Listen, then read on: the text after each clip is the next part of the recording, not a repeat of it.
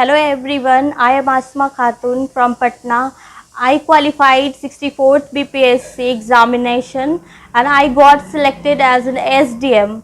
I completed my schooling up to 12th class from Hatman Girls Higher Secondary School. Then I did graduation from Patna Women's College in Botany Honours and PG from Department of Botany, Patna University.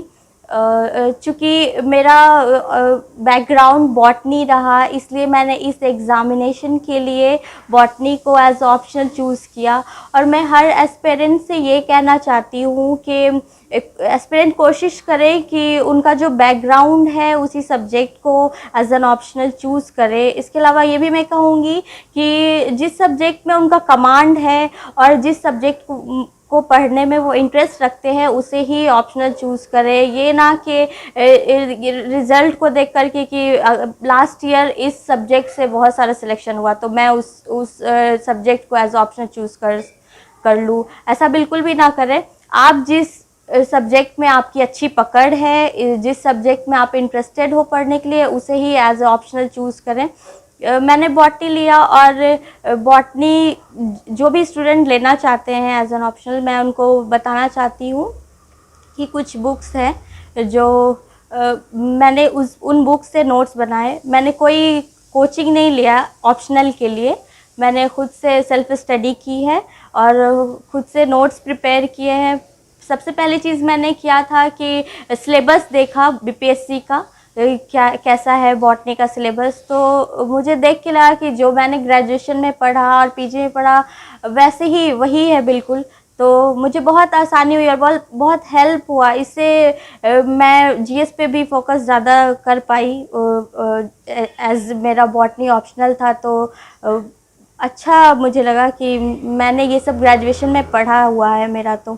तो मैंने जो भी graduation के books थे मेरे पास और PG के books थे, नोट्स थे, उन सबको मिला करके बीपीएससी के सिलेबस को खोला और उस टॉपिक से जो भी टॉपिक्स दिए थे उन सारे टॉपिक्स के अपने से नोट्स बनाए और उससे ही मैंने नोट्स बना करके प्रीवियस ईयर के क्वेश्चंस को देखा। मैंने 10 इयर्स के क्वेश्चन लिए थे प्रीवियस ईयर के और देखा कि किस किस टाइप से क्वेश्चन का पैटर्न क्या है, कैसे क्वेश्चन पूछे जाते हैं, और उसी बेसिस पे मैंने फिर आंसर राइटिंग शुरू की। मैंने बार बार प्रैक्टिस की और उसके बाद मैं ये कहना चाहूँगी कि कुछ बुक्स के नाम मैं बताऊँगी, जैसे कि सिंह पांडे जैन, उससे बहुत सारे टॉपिक्स कवर हो जाते हैं।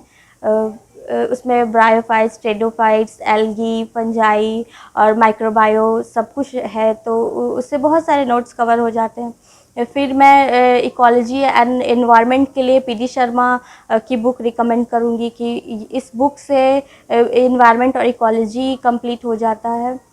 जैसे कुछ इम्पॉर्टेंट टॉपिक्स कम्युनिटी सक्सेशन या एनवायरनमेंट पॉल्यूशन, जो भी क्लाइमेट चेंज वगैरह है, सब इस बुक में अवेलेबल है और अच्छे से नोट्स प्रिपेयर हो जाता है इससे।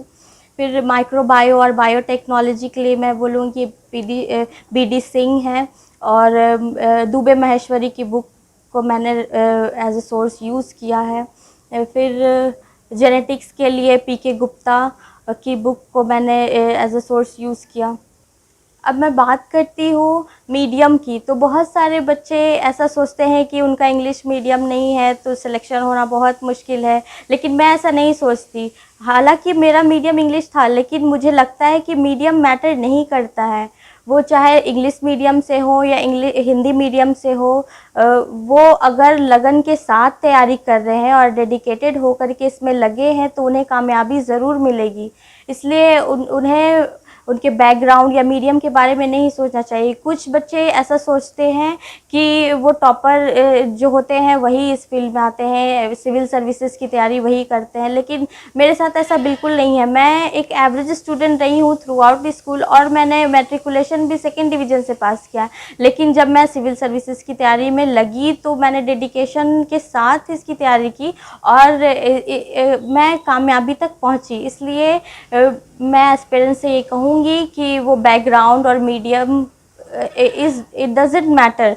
आप डेडिकेटेड होकर के इस की तैयारी करें और कामयाबी ज़रूर मिलेगी आपको। लास्टली मैं दिल्ली नॉलेज ट्रैक की शुक्रगुजार हूँ कि उन्होंने मुझे एक प्लेटफॉर्म प्रोवाइड किया कि मैं एस्पिरेंट तक अपनी बात को पहुँचा सकूँ। Thank you.